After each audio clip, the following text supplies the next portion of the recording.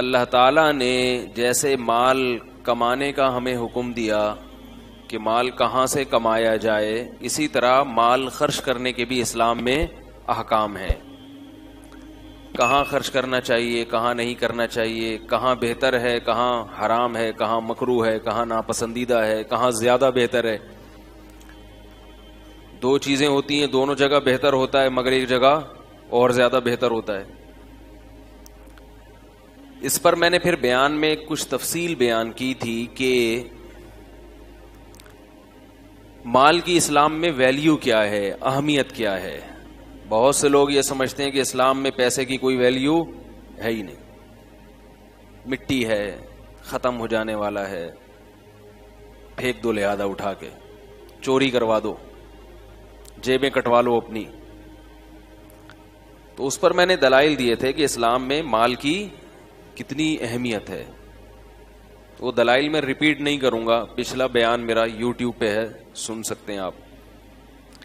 اس پر پھر ایک اشکال ہوتا ہے کہ ایک طرف تو قرآن کہتا ہے کہ یہ دنیا کی زندگی کھیل ہے، تماشا ہے، لہو و لعب ہے، یہ جو کچھ دنیا میں ہے تھوڑا سا زندگی کا سامان ہے، اس سے دل نہ لگاؤ. ایک طرف کہہ رہے ہیں ویلیو ہے، ایک طرف کہتے ہیں دل نہ لگاؤ. کوئی غلط تو نہیں نہ ہوئی؟ تو اس اشکال کا میں نے پچھلے ہفتے جواب دیا تھا. وہ جواب بھی میں نہیں دہراؤں گا کیونکہ میرے ساتھ مسئلہ یہ ہے کہ میں نے اس کو دہرایا پھر میں اسی ٹاپک کو لے کے چلا جاؤں، پھر میں دوبارہ سمجھانا شروع کر دوں گا، کیونکہ ایک دفعہ سے بات آج کل کسی کی سمجھ میں آتی نہیں ہے. تو وہ بیان آپ دوبارہ اچھی طرح سے سن لیں. اس پر بعض لوگوں کو اشکال ہوا، بعض غریبوں کو اشکال یہ ہوا کہ مال کی ویلیو بھی بہت ہے اسلام میں، تو غریب بیچارہ کہاں جائے؟ یعنی خود اسلام بھی دولت کی اہمیت کو بیان کر رہا ہے بھائی. تو غریب کا تو ایک ہی سہارا تھا، اللہ اور مذہب. تو گویا مذہب نے بھی غریب کو یعنی یہ قرار دے دیا غریب کے بارے میں، مذہب نے بھی یہ بتا دیا کہ یہ کیا ہے، بیچارہ غریب ہے، اس کے پاس اللہ کی نعمت نہیں ہے. تو وہ تو اور زیادہ احساس کمتری کا شکار ہوگا نا غریب آدمی. یہ سن کے گرمی بھی ہے آپ کو پتہ ہے ٹھیک ہے، اس لیے جو بات کہوں نا پہلی دفعہ میں سمجھ جایا کریں، ٹھیک ہے. دیکھو بھائی، جب دولت اللہ کی نظر میں اس کی بہت قیمت ہے تبھی تو ضائع کرنے سے منع کیا ہے.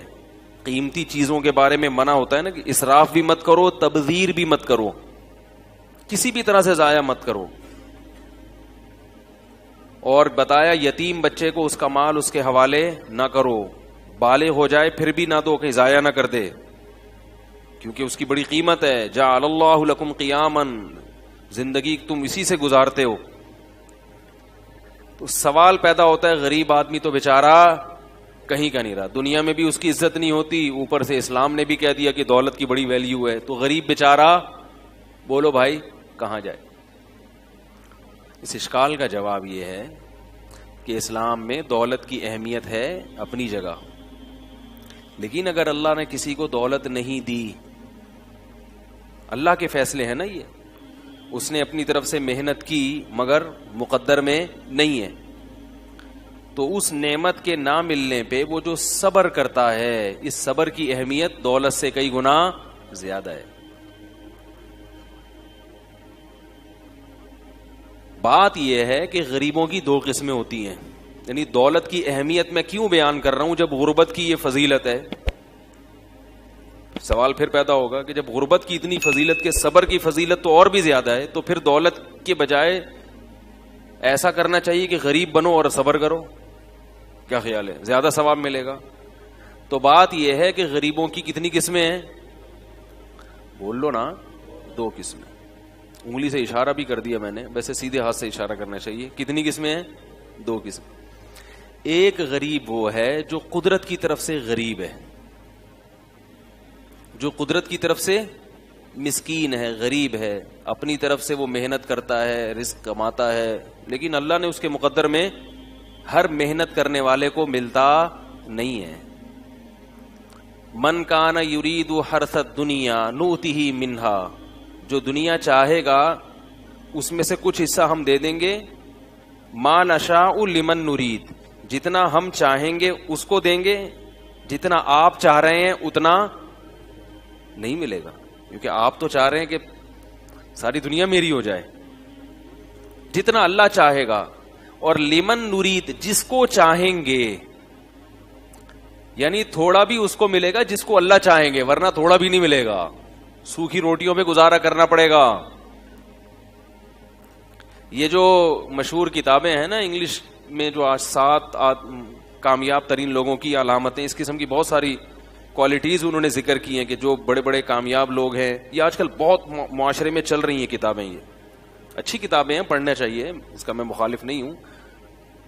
لیکن ایک بات ہے کہ جتنے بڑے بڑے کامیاب لوگ دنیا میں گزرے ہیں ان کی علامات انہوں نے ہائی لائٹ کی ہیں، یہ ان میں کوالٹی تھی، یہ کوالٹی تھی.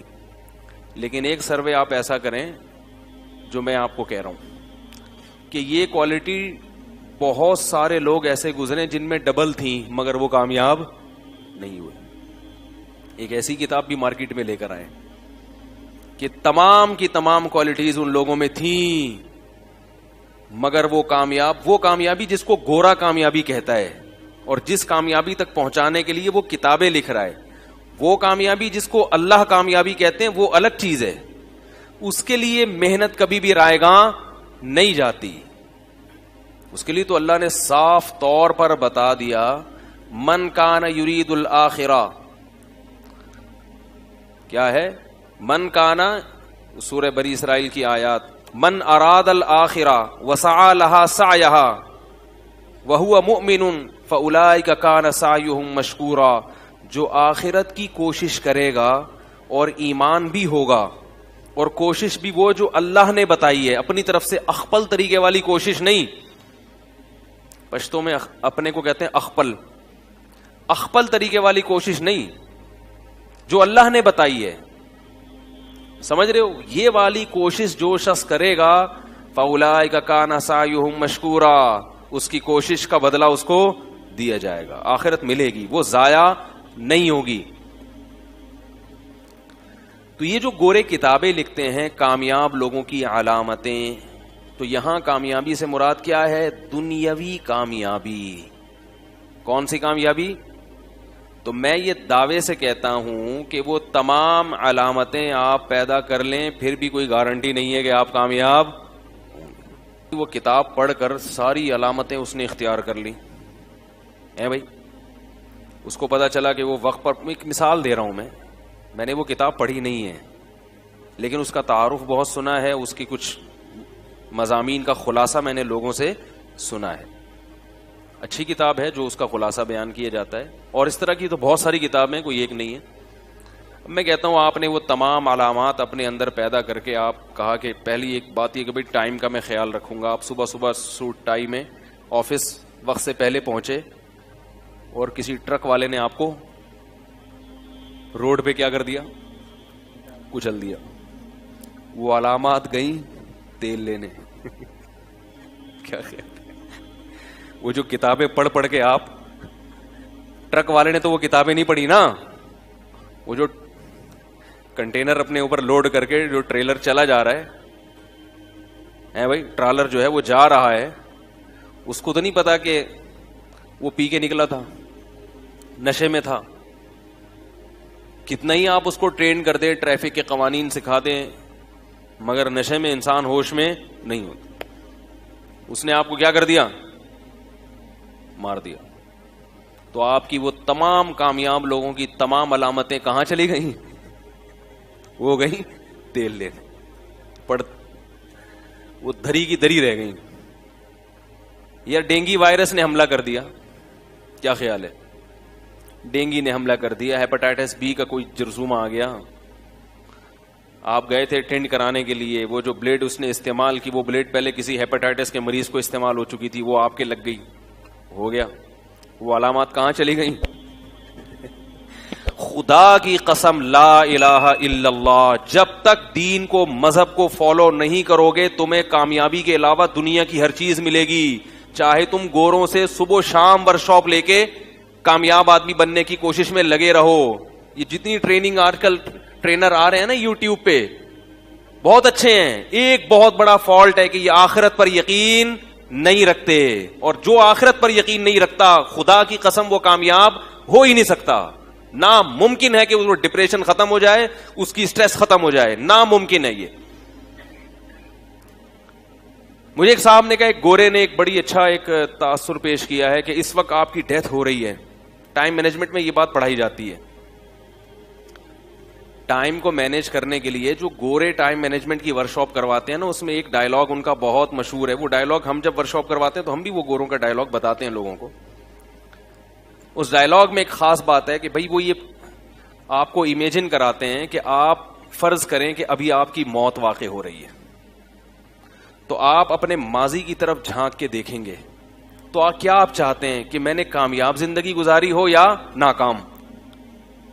یہ تصور آپ سے اس لیے کروایا جاتا ہے کہ موت سے پہلے ایسے کام کر لو کہ موت کے وقت آپ کو یہ احساس ہو کہ میں اچھی زندگی گزار کے جا رہا ہوں, تو موت کے وقت آپ کو ایک خوشی ہوگی. تو یہ اس لیے امیجن کرواتے ہیں, اس لیے تصور قائم کرواتے ہیں تاکہ آپ ٹائم کو مینج کرنا سیکھ لیں ایک میننگ فل لائف گزارنے کے لیے. ارے ورنہ میننگ فل بامعنی زندگی جب آپ نے کوئی اچھی زندگی گزارنی نہیں ہے تو ٹائم کو مینج کرنے کی کیا ضرورت ہے؟ ارے بھائی کون سی زبان میں سمجھاؤں. دیکھو ٹائم مینجمنٹ کی ورکشاپ میں کیا ہوتا ہے کہ آپ اپنے اوقات کو کیا کریں, منظم کریں, مینج کریں. تو یہ اس لیے مینج کریں تاکہ آپ کی لائف اچھی گزرے. اسی لیے ہے نا ایک بامعنی زندگی گزرے. تو اگلا بولے گا بامعنی زندگی کیوں گزاروں میں؟ بھائی سب سے پہلے تو وہ سوال کرے گا میں ٹائم کو مینج کیوں کروں, اپنے اوقات کی حفاظت کیوں کروں.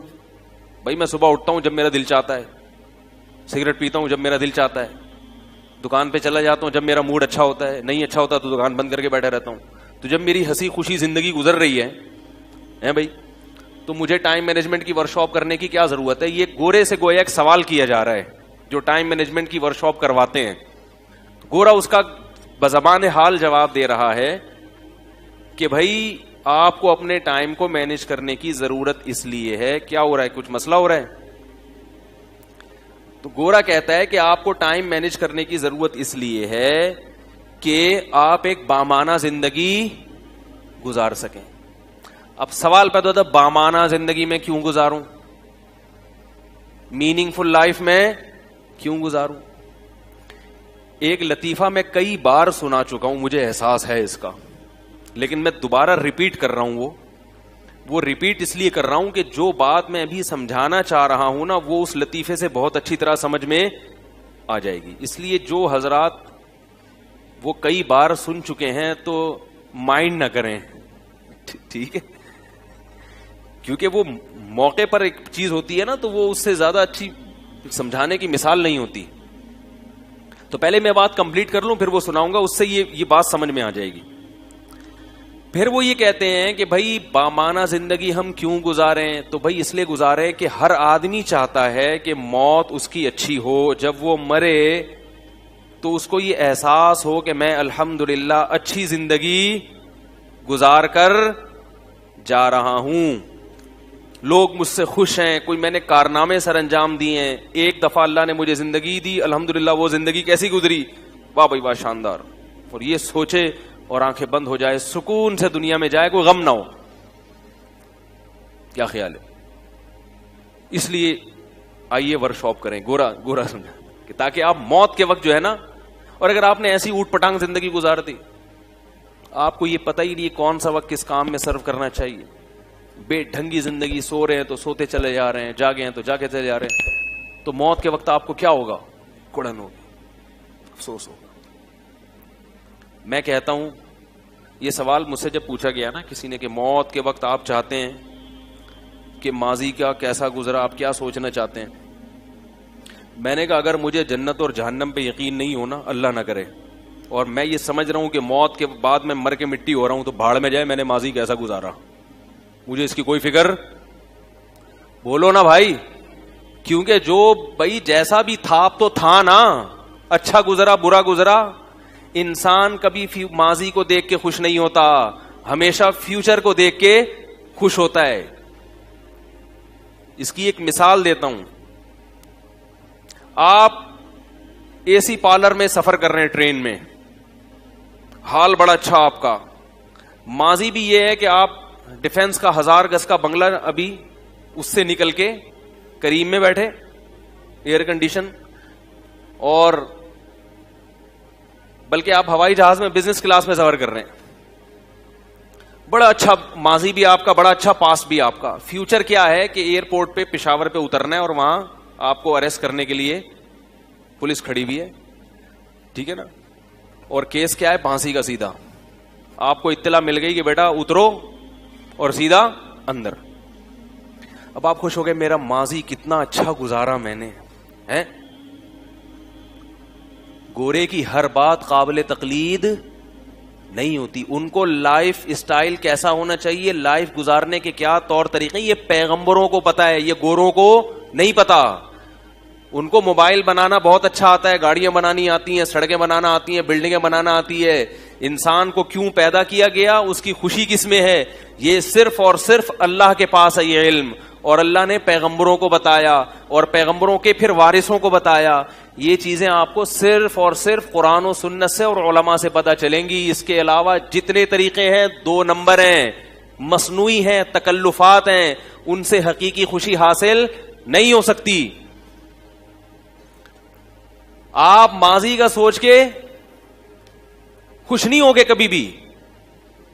اگر کوئی شخص ماضی کا سوچ کے خوش ہوتا ہے تو وہ پاسٹ ہے جس کا فیوچر پہ اثر پڑ رہا ہوتا ہے. نہیں یہی بات. جیسے آپ کے امتحان ایگزامینیشن ہال میں آپ بیٹھے ہو, آپ کے سامنے ابھی پیپر آنے والا ہے, ایک گھبراہٹ ہوتی ہے عجیب سی, دل دھک دھک کر رہا ہوتا ہے, پتہ نہیں کیا ہے.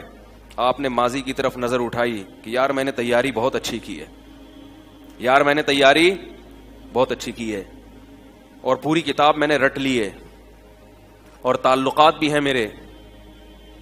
کیا خیال ہے, اگر نمبر میں کہیں سے کمی ہو گئی تو جان پہچان بھی ہے بورڈ آفس میں, ہر لحاظ سے فل تیاری کر کے بیٹھا ہوں. جب یہ سوچو گے ماضی کی طرف تو آپ کے دل کی دھڑکن کم ہو جائے گی اور خوش ہو جاؤ گے.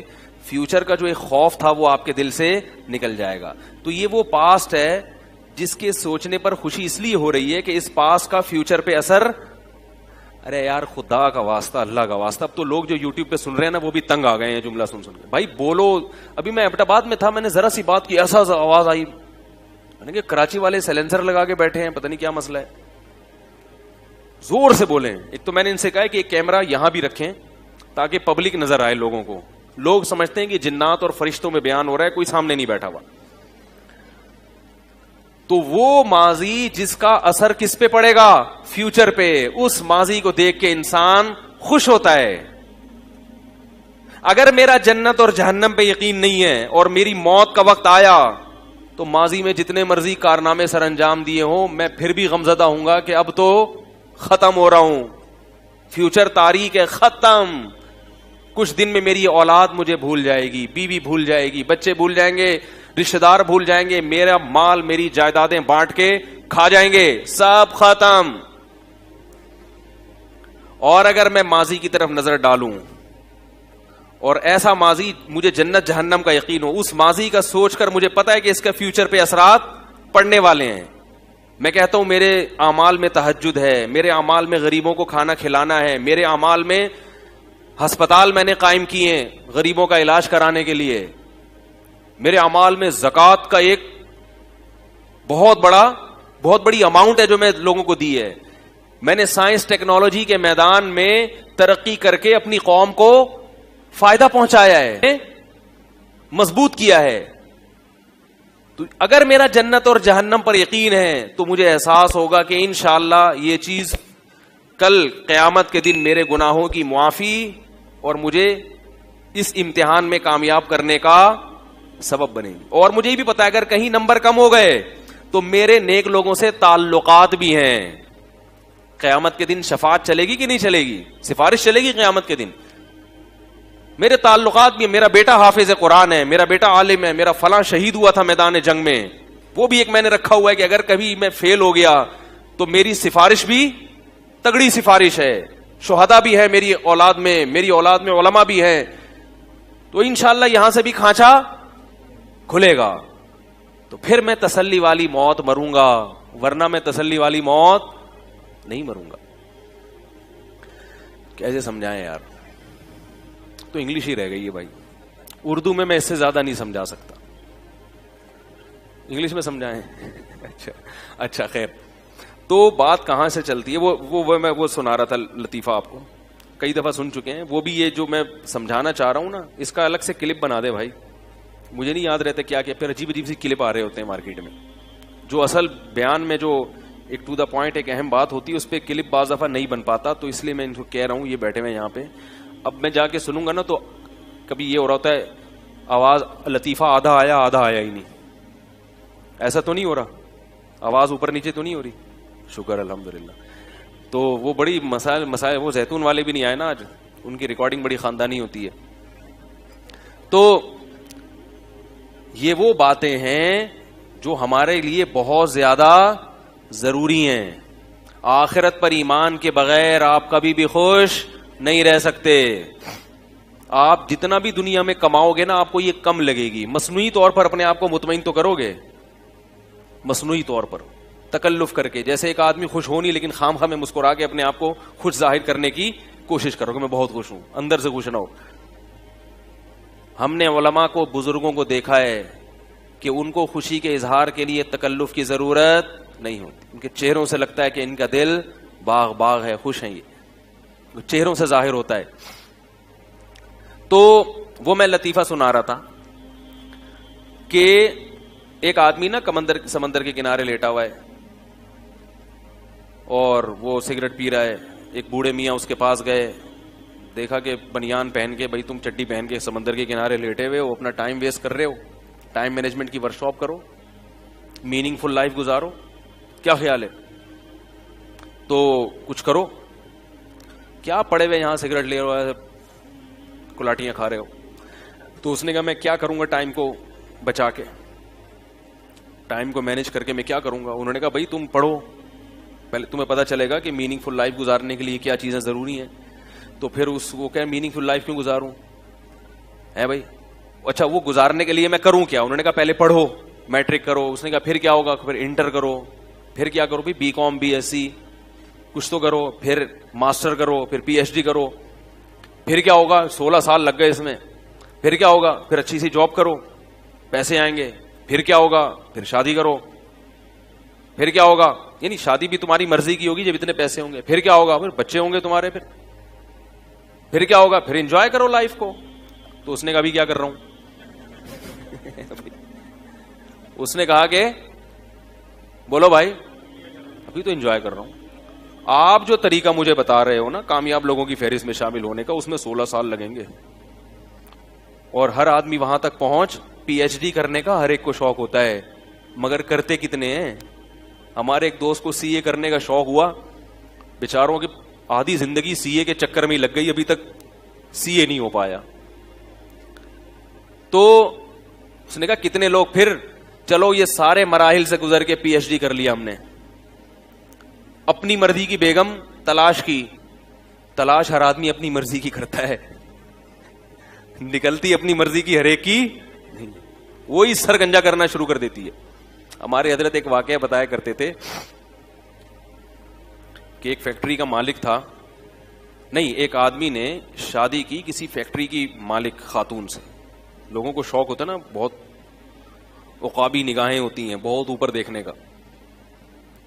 تو وہ کر لی انہوں نے. اب وہ بیگم صاحبہ ان کی, وہ انہوں نے ایسا کھینچ کے رکھا اپنے میاں کو, بالکل غلام بنایا. اب یہ بیچارہ بہت مصیبت میں آ گیا. وہ جب چاہتی اس کو ذلیل کر دیتی, اور اللہ معاف فرمائے کہنا بھی اچھا نہیں لگتا, ان کی دوستیاں بھی بہت مردوں سے.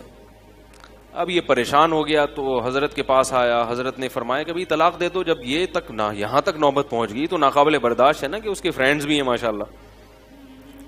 کہتے ہیں میں طلاق نہیں دے سکتا. کہا کہ کیوں نہیں دے سکتا؟ کہ اس نے کہا ہے کہ اگر طلاق کا نام بھی لیا نا تو میری فیکٹری کے جتنے ملازم ہیں سب مل کے کوٹیں گے تمہیں, سب سے پٹواؤں گی اور اتنا ماریں گے کہ ایک ایک بوٹی بھی حصے میں نہیں آئے گی. تو ہمارے حضرت نے جب یہ جملہ سنا تو حضرت نے فرمایا ضرب الحبیب زبیب, محبوب کی مار کشمش کی طرح ہوتی ہے, کھاؤ اور کشمش کے مزے لو, بھگتو. ٹھیک, کیا کرو, بہت اونچے خواب جن کو دیکھنے کا شوق ہوتا ہے نا, کامیاب انسانوں کی فہرست میں شامل ہونے کا.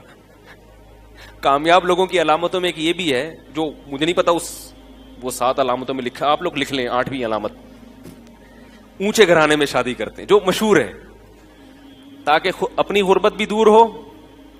کیا خیال ہے, بیگم کا خرچہ بھی نہ اٹھانا پڑے, آدھے سے زیادہ تو خود ہی اٹھا رہی ہو. تو یہ کوئی علامت نہیں ہے میرے بھائی, وہ کتاب میں نہیں لکھا ہوا, یہ میں اپنی طرف سے پیش کر رہا ہوں کہ ہو سکتا ہے کوئی نئی کتاب آئے اس میں یہ بھی لکھا ہو. تو علماء نے لکھا ہے, فقہاء نے لکھا ہے کہ جب نکاح کرو تو عورت اپنے سے اعلیٰ اور برتر کی طرف جائے. سمجھ رہے ہیں, لڑکی دیکھے کہ یہ لڑکا مجھ سے کیا ہونا چاہیے, بہتر نہ ہو تو پیرالل ہو, ہم پلہ ہو, کم تر نہ ہو, کیونکہ عورت ماتحت ہوتی ہے. صحیح ہے نا. شوہر ایک طرح سے باس بھی ہوتا ہے. باس اگر میٹرک پاس ہے اور اس کے جو نیچے امپلائی ہیں وہ پی ایچ ڈی کیے ہوئے ہیں تو چلے گا, اور وہ کیڑے ہی نکالتے رہیں گے, ابھی یہ باس کو دیکھو سالے دستخط کرنے آتے نہیں ہیں. ٹھیک ہے نا, نہیں چلے گا ایسا. ہمیشہ باس ایسا رکھا جاتا ہے جو خاندانی لحاظ سے بھی تھوڑا بہت دیکھتے ہیں وہ لوگ, زیادہ نہیں لیکن کچھ تو انٹرویو تو لیا جاتا ہے نا, دیکھا جاتا ہے کردار کا کیسا ہے. تو باس ہمیشہ, تو عورت کا شوہر جہاں اس کا شوہر ہے وہاں تھوڑا تھوڑا زیادہ نہیں. اس لیے کہہ رہا ہوں کہ کہیں گھر جا کے چنگیز خان نہ بن جائیں جا کے آپ. تو ہر آدمی کہتا ہے میں باس ہوں, میں ایسا نہیں کریں, ایسا کریں گے تو کوئی بھی نہیں آئے گا. ٹھیک ہے, تو بہرحال سربراہ ہے تو وہ کیا ہو کہ وہ ذرا اپنے سے اوپر خاندان میں جائے, اور مرد کیا کرے, تھوڑا سا زیادہ اوپر کی نہ سوچے, وہ اپنے سے ذرا نسبتاً کمتر میں شادی کرے تاکہ وہ آپ کی فرما برداری کرے, ماتحت بن کے چلے. یہ قدرت کا بنایا ہوا نظام ہے, اس کو خراب کرو گے کہیں کہیں اس کے برخلاف ہو سکتا ہے, کہیں کہیں اس کے برخلاف ہو سکتا ہے, لیکن عام اصول اور ضابطہ یہی ہے. تو خیر, تو اس نے کیا کہا کہ بھائی میں ابھی کیا کر رہا ہوں, مزے کر رہا ہوں. تو بات یہی ہے کہ گورے جو یہ کہتے ہیں کہ میننگ فل لائف, بھائی جب زندگی کا مقصد مزے اڑانا ہے, آخرت ہے ہی نہیں, مقصد مزے اڑانا ہے, تو پھر یہ کیا کہ موت کے وقت میں یہ تصور کروں گے میں نے کیا کھا پایا, وہ پھر تو یہی تصور کرے گا کہ میں نے کتنے مزے اڑائے. کیا خیال ہے, اور مزے نائٹ کلب اور شرابوں میں بہت ہیں, تو وہ میننگ فل لائف نہیں بلکہ میننگ لیس لائف کی طرف جائے گا. وہ سمجھ رہے ہو کہ نہیں سمجھ رہے؟ تو جب تک آخرت کا یقین نہیں ہے انسان کا بچہ بن ہی نہیں سکتا. جلدی سے اس کو سمیٹتا ہوں, وقت کافی ہو گیا ہے. تو دیکھو غریبوں کی 2 قسمیں. ایک غریب وہ ہوتا ہے جو اپنی حرکتوں کی وجہ سے غریب ہو. کس کی وجہ سے؟ حرکتوں کی وجہ سے. پڑا سوتا رہتا ہے, نہ پڑھتا ہے, نہ دکان وقت پہ کھولتا ہے. ہمارے محلے میں ایک صاحب کی دکان تھی, پرانا محلے کی بات کر رہا ہوں, ان کو نہ جا کے تنگ کریں آپ. ان کے پاس جب بھی جاؤ بھائی صرف چاہیے, یا صرف تو ہے ہی نہیں یار, وہ تو میں جوڑیا بازار سے لانا ہی بھول گیا. اور کچھ بتائیں مولوی صاحب, یار ایسا کرو وہ بریانی مسالہ مل جائے گا, ارے یار وہ تکہ لے لیں. میں نے کہا یار تمہارے ساتھ یہی ٹینشن ہے, ہم دور سے لے لیا کریں گے. ایک ہی شاپ پہ ساری چیزیں نہ ملیں تو آدمی کو, بھائی جب جا رہے ہو تو لکھ کے جاؤ کیا کیا لینا ہے, آپ کی سستی کی ہم کیوں نقصان اٹھائیں. تو یہ جو غربت ہے, اور کچھ دنوں میں ان کی دکان کیا ہو گئی, بند. اب کہہ رہے ہیں یار میں غربت, ہمارے نبی بھی کیا تھے, مسکین تھے. تو یہ والی مسکنت آپ کی سستی کی وجہ سے. اس کو نبی جیسے خادم حسین صاحب اپنی گالیاں معاذ اللہ کس کے کھاتے میں ڈال رہے ہیں, قرآن. کہہ رہے ہیں قرآن میں بھی گالیاں ہیں. یہی بات اگر کوئی اور آدمی کرتا, پورا توہین قرآن پر ایک دھرنا ہو جاتا. آئی بات سننے کی, انہوں نے قرآن کی توہین کی ہے. لیکن جناب قرآن پر کوئی بھی الزام قرآن میں ایسی گالیاں نہیں ہیں, ہرگز نہیں ہے قرآن میں وہ گالیاں جو وہ ممبر پہ آپ دیں, ممبر پہ بیٹھ کے گالیاں, ہم نہیں منع کر رہے آپ کو, لیکن اس کو قرآن کی طرف منسوب نہ کریں. اور میں حیرت اس پر ہوتی ہے کہ اگر یہی بات کوئی اور کرتا تو پھر ان لوگوں کا پورا ایک جلوس نکلتا کہ انہوں نے قرآن کی توہین کی ہے. تو اپنا سب کچھ ہے اور دوسرے کی ذرا سی بات کوئی دو مطلب نکلتے ہیں اس کو ہمیشہ گستاخی پہ لے کے جاتے ہیں. میں نے کہیں بیان میں کہہ دیا اللہ تعالیٰ عرش پر بیٹھا ہوا فیصلے کر رہا ہے, ایک صاحب نے کہا آپ مشرک ہو گئے معاذ اللہ. آپ نے کہہ دیا اللہ عرش پہ بیٹھا ہوا ہے, تو بیٹھتے تو انسان ہے. او بھائی یہ تشبیہات ہیں, ان کی حقیقت تھوڑی مراد ہوتی ہے. تو پہ لے کے بس گستاخی, اللہ کا گستاخ, رسول کا گستاخ, اسلام کا گستاخ, فلانے کا گستاخ, اور کوئی کام ہی نہیں ہے. کسی بات کا اچھا مطلب بھی نکلتا ہے, برا میں تو اچھا مطلب پہ لے کے جاؤ نا. تو خیر, تو غریبوں کی کتنی قسمیں ہیں؟ ایک وہ جو اپنی حرکتوں کی وجہ سے سستی کاہلی کی وجہ, ایسے غریب کو صبر پہ ثواب نہیں ملتا. وہ جو پریشان ہے تو ٹینشن تمہاری اپنی ہے. ایک وہ ہے جو اللہ کی طرف سے مقدر. تو ہاں بات یہاں سے شروع ہوئی تھی کہ آپ بسا اوقات کامیابی کی پوری کوشش کرتے ہیں مگر آپ کے مقدر میں رزق نہیں ہوتا. اس پہ میں نے ٹرن لیا تھا کہ پھر گوروں ٹائم مینجمنٹ کی طرف آیا تھا میں. تو آپ کے مقدر میں ہوتا ہی نہیں ہے. تو جو غربت اللہ کی طرف سے ہو اس میں وہ غربت آپ کے لیے چند وجوہات کی بنیاد پر بہت بڑی نعمت ہے. وہ جلدی سے پوائنٹ بتا دوں. پہلی بات, آپ کی زندگی محمد صلی اللہ علیہ وسلم کی زندگی کے زیادہ قریب, کیونکہ ہمارے نبی بھی کیا تھے, بولو بھائی, مسکین تھے, اور غریبوں میں رہنا آپ نے پسند کیا ہے. ایک طالب علم آیا, میں بڑا غریب ہوں, میں کیا کروں. میں نے کہا یار تم تو اللہ کے نبی کے زیادہ مشابہ ہے تمہاری زندگی, خوش ہو جاؤ اس پر. دوسرا, نبی نے فرمایا غربا جنت میں زیادہ جائیں گے اور مالدار جنت میں کم جائیں گے. سوال پیدا ہوتا ہے دولت جب نعمت ہے تو جہنم میں کیوں لے کے جا رہی ہے؟ بات یہ کہ لوگ اس نعمت کو غلط استعمال کرتے ہیں. دولت کی نعمت جب آتی ہے تو یقیناً اللہ کی بہت بڑی نعمت ہے, مگر اس نعمت کی لوگ قدر نہیں کرتے. اس نعمت سے عیاشیوں میں لگ جاتے ہیں, حلال لذتوں پر گزارا نہیں کرتے, حرام کی طرف جاتے ہیں. غریب آدمی کو اللہ نے اس آزمائش سے بچا لیا. تو جنت میں غریبوں کی اکثریت ہوگی اور مالداروں کی, مالدار مینورٹی میں ہوں گے. میجورٹی میں کون ہوگا؟ الیکشن کراؤ گے تو غریب جیتے گا, وہاں پہ غریب زیادہ ہوں گے, لیکن وہاں جا کے غریب رہیں گے نہیں, آپ بے فکر رہیں. کئی لوگ کہیں یار یہاں بھی وہاں بھی رکشہ چلانا ہے تو کیا فائدہ جنت میں جانے کا. اور تیسری بات, غریب کا حساب کم ہوگا, وہ جنت میں پہلے جائے گا. مالدار کو حساب زیادہ دینا پڑے.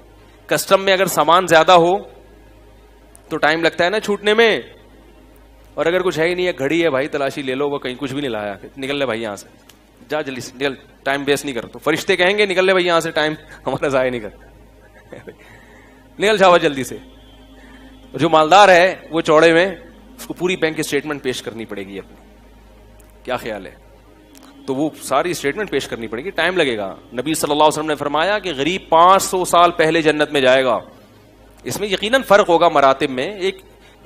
آپ نے ایک عام مثال دی ہے کہ عموماً کتنا ہوگا, 500 سال پہلے غریب مالدار سے پہلے جنت میں جائے گا, کیونکہ وہاں کا حساب ایسا نہیں ہے کہ کسٹم میں 3 دن میں کنٹینر پاس ہو گیا, وہاں ٹائم لگے گا.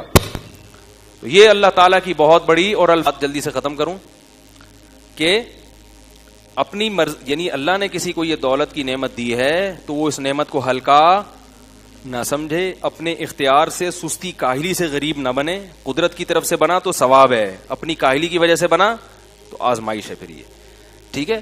اور اللہ تعالیٰ نے جس کو یہ نعمت دی ہے تو وہ قدر کرے. تبھی اللہ نے کہا ہے کہ پھر اس نعمت کی ناقدری مت کرو, اسے ضائع مت کرو.